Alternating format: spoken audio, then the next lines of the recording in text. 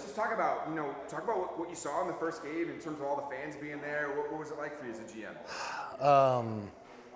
It was just so surreal. All the work that had been leading up to it, you were like, did I prepare enough? Did I consider this? What happens if this happens? And there was so much like meticulous stress. And then you got to see it. I stood there while the national anthem was being played and everything was still and quiet. And you just got to watch all of it happen and unfold. So it was just surreal, man, to just be a part of something so new and unique, and to see the amount of fans that showed up to support us was just overwhelming. Was there anything you saw in this that you were surprised by, or? I mean, yeah, so there were a lot of things that I think that kind of surprised me. I know this area, and I know their commitment to things, and I know how supportive they are and can be, but you never know who you reach with what you've done so far.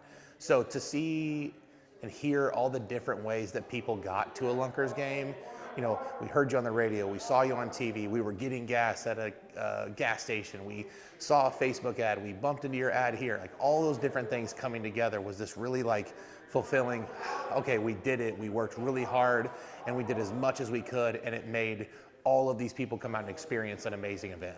Yeah, and I was thinking the bye week must come at a weird time for you guys because everyone's all jacked up about this league now, like, oh, we gotta wait a week for it.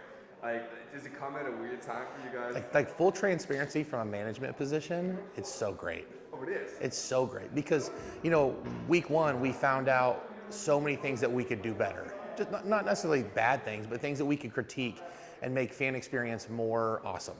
And so we have 2 weeks now to prepare for that. To optimize sound, to make sure that the seats have adequate vantage points, to make sure the concession lines and lines to get in are more controlled.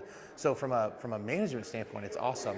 And then number two, like, people don't want to do a lot of repetitive things. So it gives us a week for fans to go out and talk about it. The amount of like social media posting we got after game one was something we can't pay for. There's not enough advertising in the world for organic posting where people were just excited. And you saw businesses post, you saw families post, you saw groups come together, you saw just this huge array of posting about our games that I really think is going to give 2 weeks of major anticipation to have a record crowd come on the 15th. I was thinking about that too because I know the concession lines are like a little longer probably than what you would want. Sure. I don't know if there's room for, I don't know how do you approach that? Because like, do you add more staff or is there a way to make it faster? Like, how do you fix something like that? Well, so a lot of times people don't realize that we don't own the facility. So the fairgrounds, it's their first time with arena football too.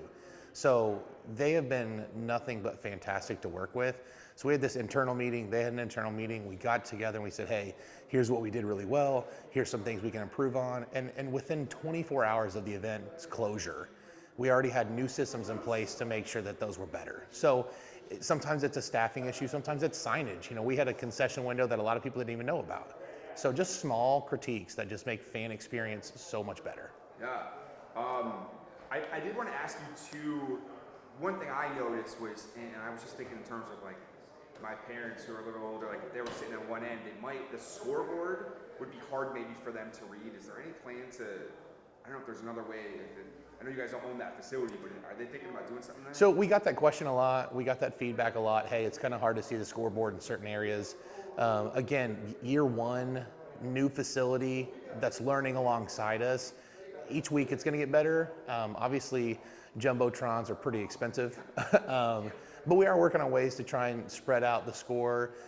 Some bigger graphics on the jumbotron during gameplay, some more in-game reads of play-by-play stuff, some announcements of the scores at some media timeout breaks, so that fans are a little bit more up to speed with what's going on, but all easy things to fix. Yeah, I asked Coach about this, but I'll ask you too. Like, what did you learn about the team in week one here? So I think I had known from the beginning that they were very talented.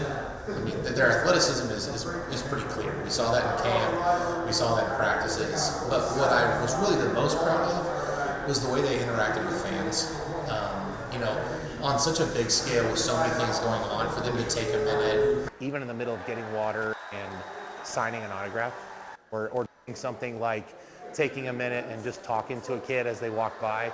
Things like that that might seem so minute to them were so significant to our fan base. So what I really realized about these guys is that they fully embraced a humble position in playing professional football, and they can truly connect with our community. Okay, so you mentioned the buy and how it's an opportunity for you guys to change some things. Are there anything like that you're kind of itching to get at yourself, just personally here? I mean, week one was crazy. It exceeded expectations. We were excited, but now we have data to kind of go back and look at and plan for. And a lot of people go, how do you top Emmitt Smith and giving a boat away week one? And so, we're going to honor fathers at the June 15th game.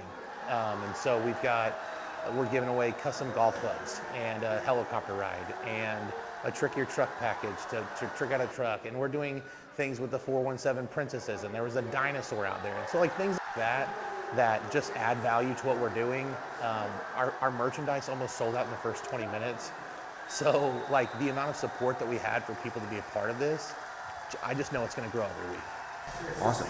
Anything I didn't ask you about that you want to mention here? Yeah, so the one thing that we want to talk about the most anytime we can is that season tickets are still available. We've had an influx of people see it and go, holy smokes, I want to be a part of that. And so we've had people reach out about field boxes where they can get down on the action and be inches away from the action. We've had people talk about season tickets, so they can call us and get set up, or they can go to ozarkslunkers.com and still get tickets and be ready for the action come June 15th.